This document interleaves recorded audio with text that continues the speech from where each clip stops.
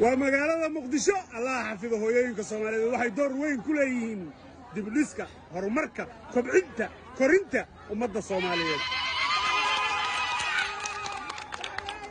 qaar kamid ah ayaa kula kulmay magaalada Muqdisho markaasaan waxaan weydiiyo hooyo gabadhii aad ku soo tiiriyay tacabeeshay oo xijaabka bartay oo aad diinta bartay oo aad akhlaaqda bartay oo aad u diyaarisay inay noqoto marwo reer dhaqata nin qaal hadduu ka soo doono masiin lahay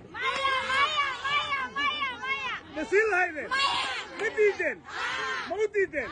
هل سبب إيشك؟ وها أوديدين من جادعنا واقع مسؤول دروغيس تلميذ ما درياله